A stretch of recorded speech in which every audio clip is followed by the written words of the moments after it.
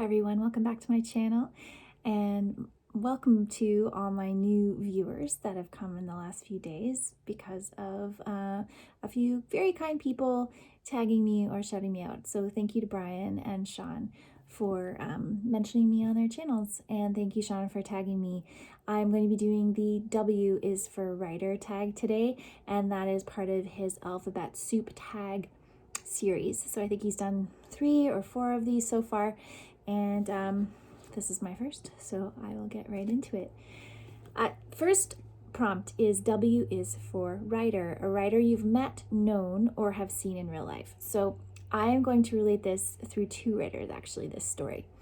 My mom and I read Amy McKay's The Birth House early on after it was published, and we both loved this book. Amy McKay is a American-born but Canadian living writer, and this was her first novel, and it is about a midwife and a house in Nova Scotia where people would bring women in labor and where babies would be delivered. And Amy McKay's home in Nova Scotia was actually a birth house, and that is where she got the inspiration for writing this book from. So when she was doing a book tour for another book that she's written, it was her 3rd novel called The Witches of New York, my mom happened to be in town. My parents live in Quebec, and they were here visiting me in Vancouver. And so I got tickets for my mom and I to go and listen to Amy McKay speak about her new novel at the time. So I believe this was 2017, I think. So she was wonderful. She had a great talk, shared all the research and information that she'd learned about New York in the time that she was writing that novel. And it's great, as is The Birth House. They're both very entertaining reads, so I would recommend them. While we were there, we were able to enter into a contest to win a book. And I entered the contest, and afterwards I was notified to let me know that I had won. And the book that I won is The Best Kind of People by Zoe Whittall.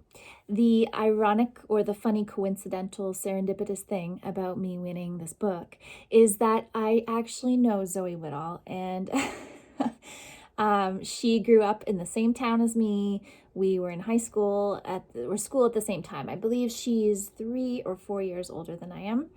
And so I thought it was really funny that I won her book. And she is a Canadian novelist. This is, I believe, her 3rd novel. And it got a lot of buzz when it came out. This novel is about a sexual abuse scandal and following a family when the father is accused of sexual abuse, and how that affects the family and how it affects his children and all those things. So I still have not read this. It is going to be read eventually, and I have not read her other books either, and I would really like to read them as well. The next prompt is W is for war. The last great book you read about, and or one that I'd like to read about war. So the last great book that I read that centers around war is The Good Muslim by Tahmima Anam. This book is about the war during the early 1970s between Bangladesh and Pakistan, or the factions that were there forming Bangladesh and Pakistan. And it's more about the aftermath of the war. So you can see a sibling relationship between a brother and a sister. You see how they participated in the war, and then how that affected them after the war, how that made them change or stay the same, and all of the repercussions of war on women, men, the people who are revolutionaries, who are trying to achieve something, and then what happens when those ideals are not met. It's a really, really wonderful book. It is the 2nd in a trilogy. So the first one is A Golden Age, also relating to that war and taking place before and during the war. The other book I wanted to mention is No Man's Land, The Life and Art of Mary Riter Hamilton by Kathryn A. Young and Sarah M. McKinnon.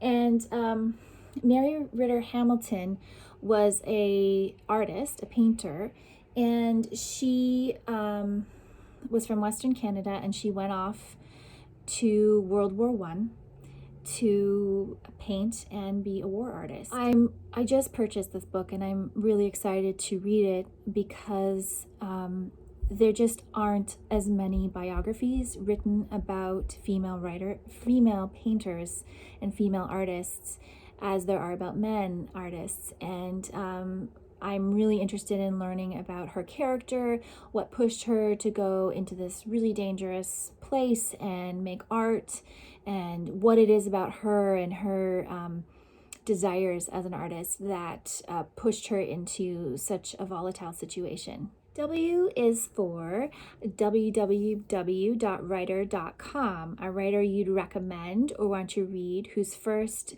and or last name starts with W. For this one, I wanted to find maybe a writer that is not as commonly spoken about, and so I picked Evelyn C. White. Evelyn C. White wrote a biography about Alice Walker. She also, looking into her a little bit more, wrote a book called The Black Women's Health Book, Change for Black Women in Abusive Relationships, and one called Lesbian Travels, a literary companion.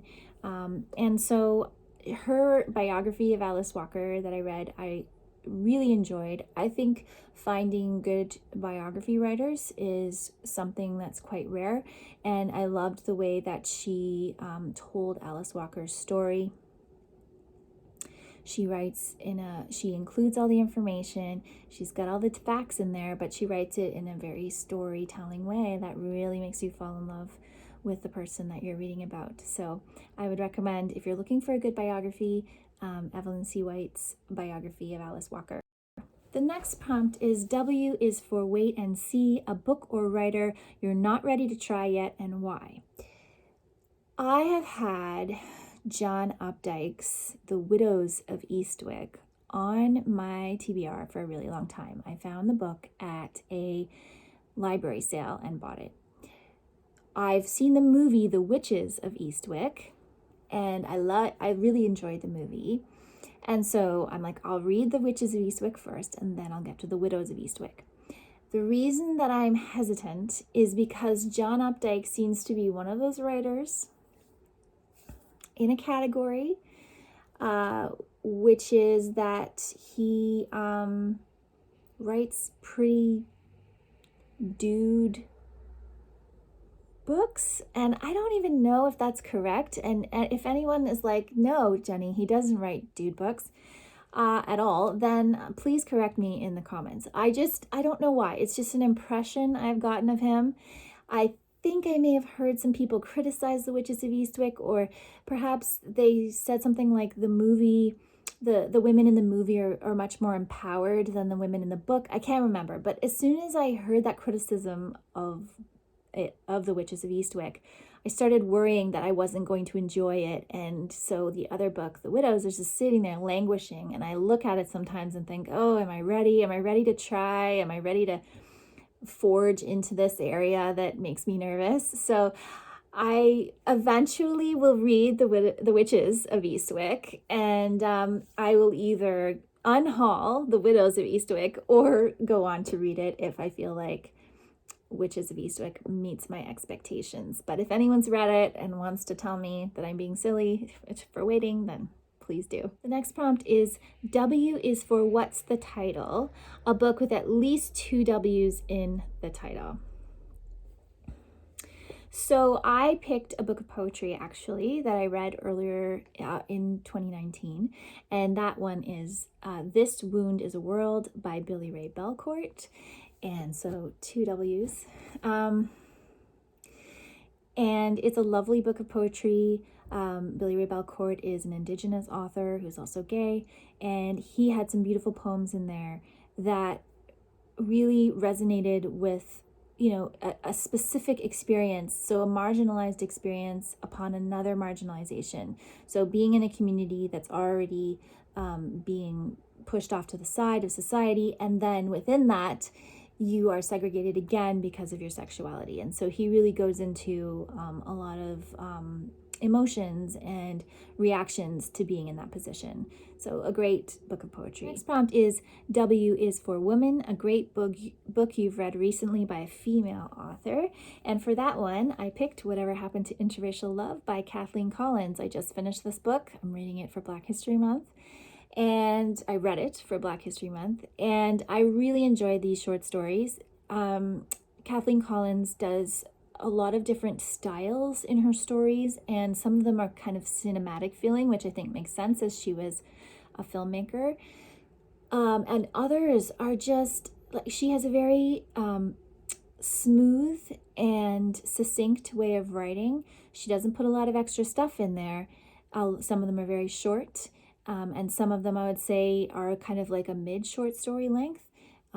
And her perspective on the different women that she focuses these stories around is very, very, was eye-opening for me, because it presented different views of different types of women living a lot of time living around New York, and how they interacted with the world, how they lived their lives day to day, the way they looked at their love relationships. And she also took some perspectives of some men, and so giving you a lot of the stories are actually dual perspectives, so you get the man and the woman's version of the relationship. So she did really well. I really enjoyed these, and I would recommend them. Next prompt is W is for word. One a word that you've encountered recently in your reading that was new to you, and or your favorite word. And so I picked my favorite word because I did encounter a word recently and I couldn't remember what it was, and my attempt to find it didn't work out. So I picked one word that I love, and that word is dissident. This word comes from the Latin dissidectum. I hope I said that right. And it's basically one who disagrees. It was used in, more recently during communism, for people who are speaking out against the government, but it's anyone who disagrees and questions and kind of puts the brakes onto a situation and is like, wait a minute, you're telling me this and you just want all of us to go along, but I don't know if that's the right thing, and I'm going to stand up here and I'm going to question this. And